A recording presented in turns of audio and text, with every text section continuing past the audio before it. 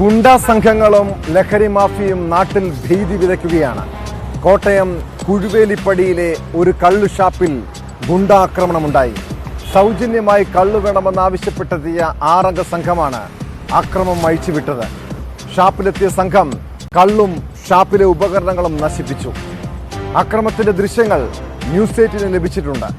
ഇവർ കഞ്ചാവ് ലഹരിയിലാണ് ഷാപ്പിൽ വന്നതെന്നാണ് സംശയം.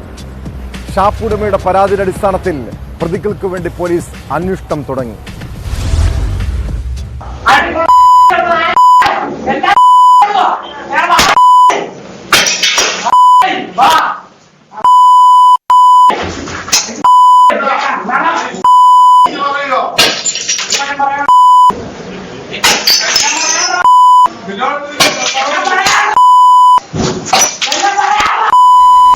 കോട്ടയം നഗരത്തിൽ സംക്രാന്തിക്ക് സമീപമുള്ള കുഴുവേലിപ്പടിയിലെ ഷാപ്പിലാണ് ഇങ്ങനെയൊരു ഗുണ്ടാ ആക്രമം ഉണ്ടായത്.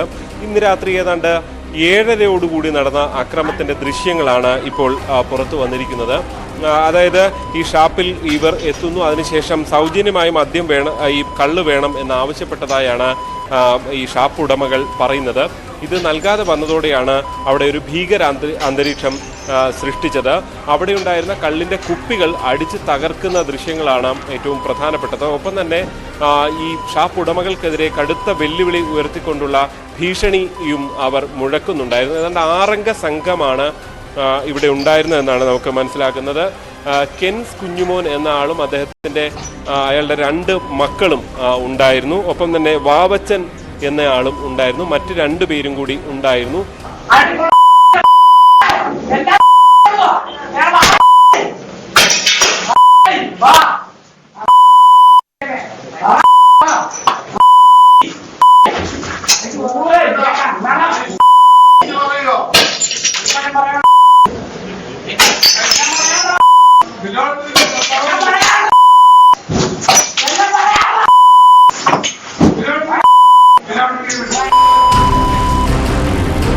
ഈ വാവച്ചൻ കാപ്പ കേസിൽ അകത്ത് കിടന്ന ആളാണ് എന്നും പറയുന്നുണ്ട്.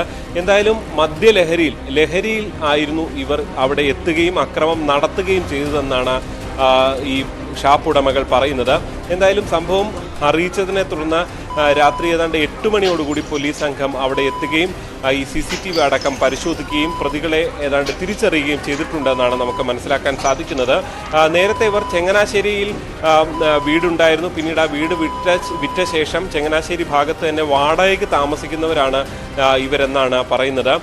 എന്തായാലും ഇതിനു മുൻപ് ഈ ഷാപ്പിൽ വന്ന് അങ്ങനെ അക്രമമൊന്നും നടത്തിയതായിട്ടുള്ള മുൻ ഹിസ്റ്ററി ഒന്നും ഇല്ല എന്നാണ് ഇപ്പോൾ നമുക്ക് ലഭ്യമാകുന്ന വിവരം. ഈ സംഭവം ഉണ്ടായി മണിക്കൂറുകൾ മാത്രമാണ് അവശേഷിക്കുന്നത്. എന്തായാലും പോലീസിനെ സംബന്ധിച്ച് ഈ CCTV അടക്കമുള്ള തെളിവുകൾ ഉണ്ട് എന്നുള്ളതാണ് ഏറ്റവും ശ്രദ്ധേയമായിട്ടുള്ളത്. ഒരു കാര്യം കൂടിയുള്ളത്, ഏതാണ്ട് 6000 രൂപയോളം കള്ള് വിറ്റ പൈസ അവിടെ ഉണ്ടായിരുന്നു. ഇതും ഈ പ്രതികൾ എടുത്തുകൊണ്ട് പോയി എന്നാണ് ഈ ഷാപ്പ് ഉടമ ഉൾപ്പെടെ അവിടുത്തെ ജീവനക്കാരടക്കം പറയുന്നത്.